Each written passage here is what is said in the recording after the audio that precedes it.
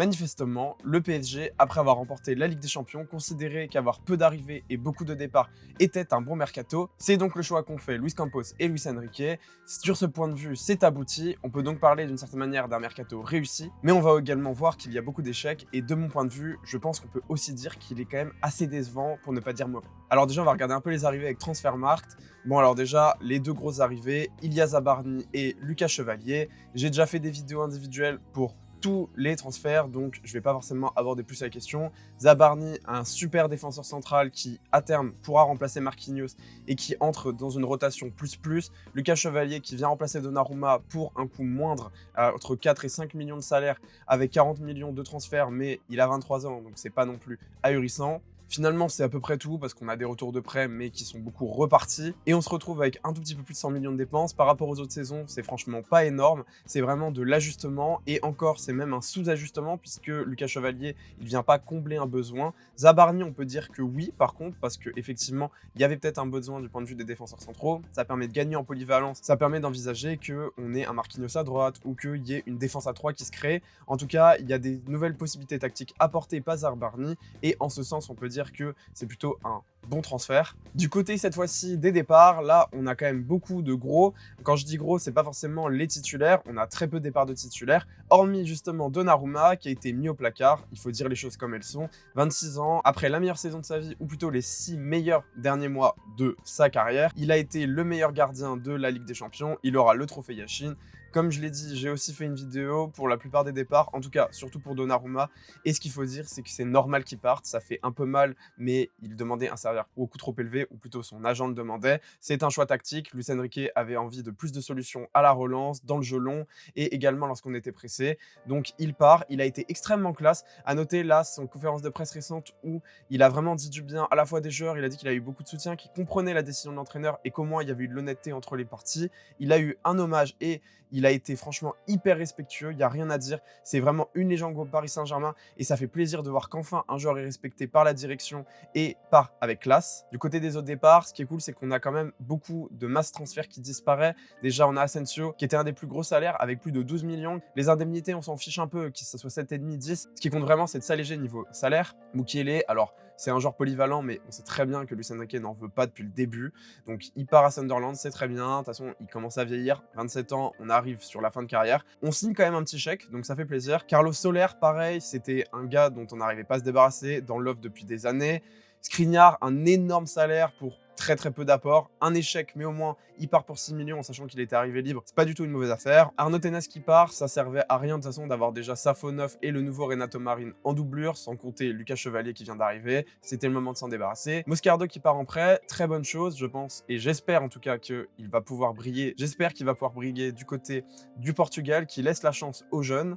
Randal Kolo Muani, alors ça c'est un énorme échec, qui part à Tottenham à la fin. La Juve nous a complètement mené en bateau et au final on part avec un prêt sans option d'achat. Là pour le coup c'est un échec. Alors oui ok, il avait un gros salaire et sur la saison c'est bien de s'en débarrasser, ça allègera le bilan comptable et on espère qu'il pourra briller pour partir la saison prochaine. Mais par rapport à ce qu'on pouvait imaginer en début, mais quand on regarde l'état du marché des buteurs, franchement il y a de quoi être vachement déçu. On aurait pu en tirer 50, 55 millions. Au final c'est catastrophique. Renato Sanchez, un énième prêt qui sert à rien. Lui on attend juste qu'il parte de toute façon en étant libre.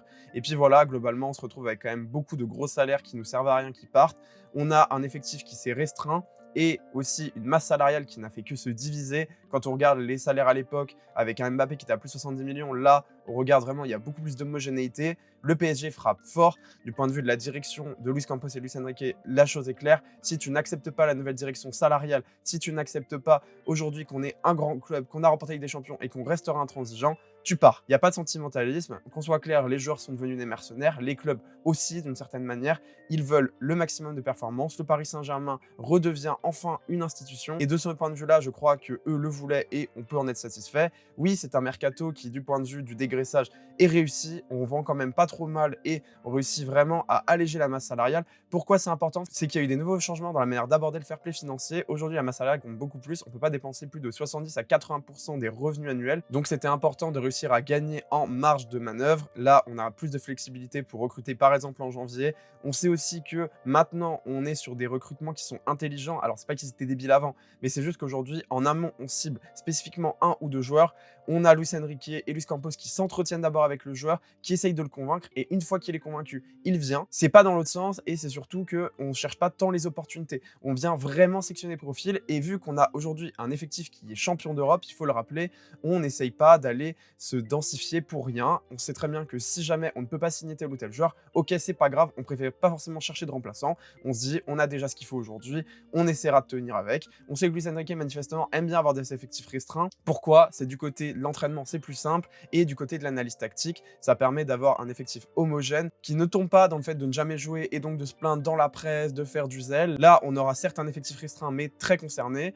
Ça n'empêche pas qu'à titre personnel, et c'est la suite de cette vidéo, moi j'ai des gros doutes. Je pense qu'on aurait dû aller recruter un milieu de terrain supplémentaire, peut-être en box-to-box ou en apport un petit peu plus offensif. On l'a pas fait, je pense que c'est une erreur. Alors on a quand même ce qu'il faut, évidemment, on a Zaïre Emery, on a quand même Fabien Ruiz, on a toujours Joao Neves, il y a quand même de quoi faire, évidemment. L'idée c'est pas de dire que c'est totalement catastrophique, mais c'est vrai que je suis un tout petit peu déçu, j'aurais aimé un ou deux joueurs supplémentaires et je pense que ça aurait fait beaucoup de bien. Évidemment, on a Mayoulou qui est capable de jouer en milieu de terrain, on a Doué qui a été testé à plusieurs reprises en milieu offensif et je pense qu'on va le voir de plus en plus.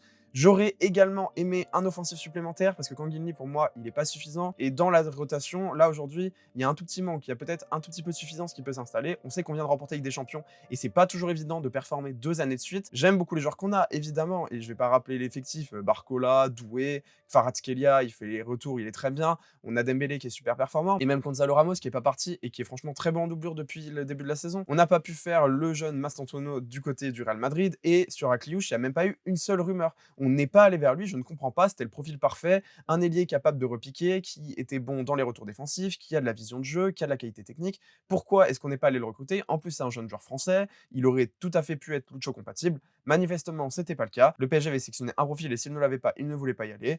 Bon, ça, de ce point de vue, même si eux, ils sont satisfaits, je le dis quand même, je pense que c'est problématique parce que il va y avoir des échéances, beaucoup de matchs, il y a des enchaînements.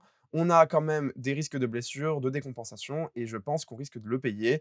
L'idée, c'est pas de dire que c'est une catastrophe. Attention, moi, je voulais un ou deux recrutements seulement. Je suis ravi de voir Chevalier arriver parce que je pense qu'au final, ça permet de réduire la masse salariale pour un niveau technique qui est largement suffisant. D'ailleurs, un de ses gros défauts, c'était les pénaltys. Bah là, franchement, depuis qu'il est arrivé, il a pas arrêté d'arrêter des pénaltys. Donc au final, peut-être que c'est pas si cata. Et en défense, ça fait beaucoup de bien d'avoir recruté Zabarni qui redonne de la polyvalence. Moi, je pense qu'il manque un joueur. Je l'aurais mis plutôt sur l'offensif. Je pense qu'au milieu de terrain, on a de quoi s'en sortir et bricoler. Mais c'est vrai qu'en attaque, j'aurais aimé un joueur en plus. Je pense qu'on risque de le payer. Peut-être qu'en janvier, on recrutera et dans ce cas-là, ça ira. L'idée, c'est pas de dire que c'est un mauvais mercato non plus. On n'est pas sur un 1, 2 sur 10, mais on dépasse pas la moyenne. Pour moi, ok, sur le plan du bilan comptable, c'est très bon, mais moi, je suis pas un comptable, je suis supporter. J'aurais aimé qu'on compte des besoins qui seront peut-être présents. C'est pas forcément le cas. Peut-être qu'il y aura pas de blessure, peut-être qu'il y aura pas de problème, mais normalement, gouverner, c'est prévoir. La gouvernance est réussie. Il y a rien à dire vu qu'on vient de remporter une Ligue des Champions. La prévision, un petit peu moins. Merci, j'espère que vous avez apprécié la vidéo. N'hésitez pas à la partager, à liker et à vous abonner. Salut!